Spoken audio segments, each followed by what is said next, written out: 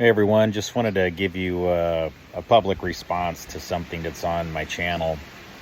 As some of you know, I do quite a bit of material on the cults that kind of were part of the counterculture movement starting back in the 60s with the Source family, and then in the 70s time era, I guess it would have been the Love family, otherwise known as the Church of Jesus Christ at Armageddon.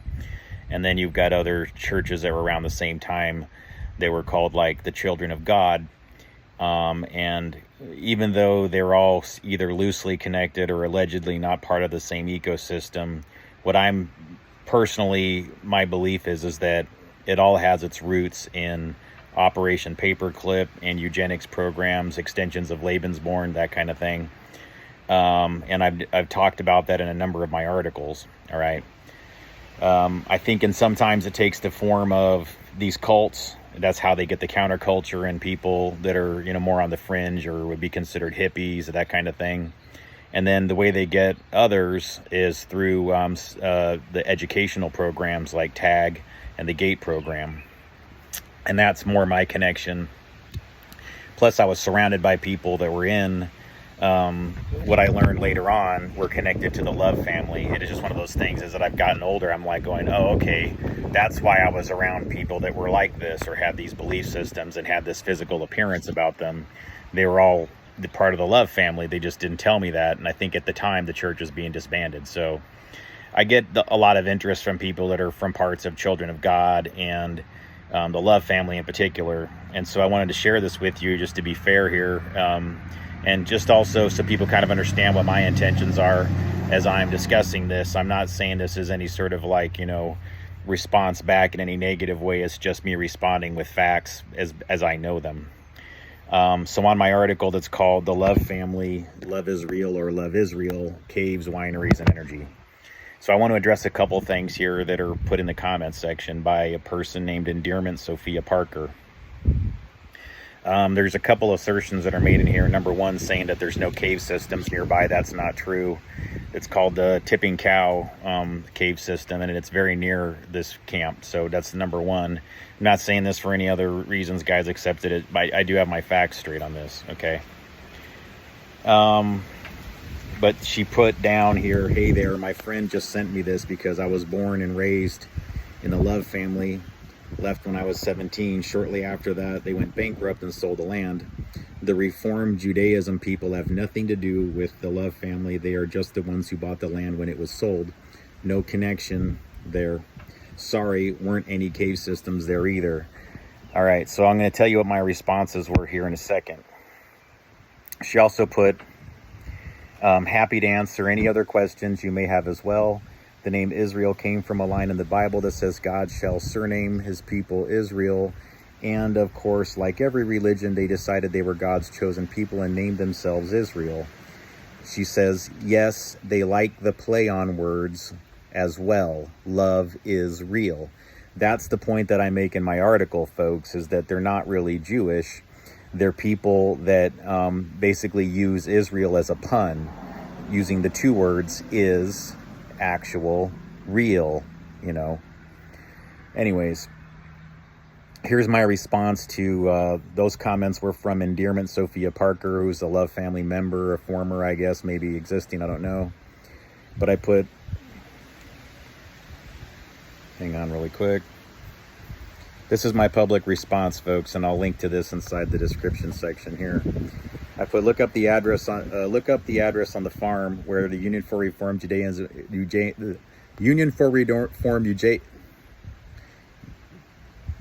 hang on a second, folks. Union for Reform Judaism is mapped to also. Sorry. You will see other business listings connected to Love family members, as well as a couple dozen Love family members' phone numbers, all showing as listed at the same address. That would indicate some stayed at the camp. There is in fact a cave system nearby that led to my researching this camp in more depth. It is called Tipping Cow Cave, which you'll see by this link is quite close to the Love family camp, and I supply a link from the Washington Park Service. I have no doubt many members of Love family had an authentic experience. It's also my belief, based on people near them and myself in the late 70s into the early 80s, that the architects of this group, as well as Children of God and Source Family, have similar origins. At a high level, I believe they were eugenics projects. They got many people to believe authentically without understanding their puppet strings were being pulled by Operation Paperclip Bloodlines, attempting to continue the Nazi agenda through the counterculture. Whether it's Ken Kesey or Father Yod or Woodstock, it always leads back to mass MK experiments and structural psychological warfare.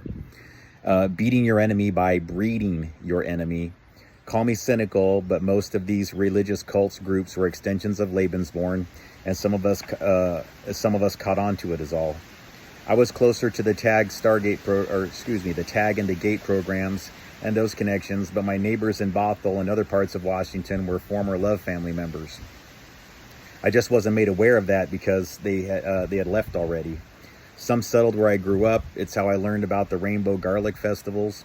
One of the members who was featured in the CBS special about escaping the cult looked a lot like a neighbor lady near me also, and that was over in Eastern Washington, near the farm. That's why I thought it was weird, you guys. It's like, it's one thing if they were near me in Bothell, you know, where I knew they had origins, and that's like where it's acknowledged, but it seems like I would go to different places and there would be somebody that was from the Love family nearby. So I thought that was kind of strange. That's why I made it a point in my articles to say, like, how is it that, like, almost anywhere I go, like, there's always going to be one of these Love family cult members somewhere nearby? It's bizarre, but it's like they have a way of doing it. So it's just one of those things I try to point out to folks, okay? It's not really a whole lot I can do about it, but it's one of those things that I've acknowledged, like, yeah, that happens, guys. You explain to me how I'm supposed to stop it. Anyways, on to the comments again. So I put, one of the members who was featured in a CBS special about escaping the cult looked a lot like a neighbor lady near me also. They told me about the festivals and I was friends with their kids. It's how I knew about the esoteric topics close to the cult. I was always close to it.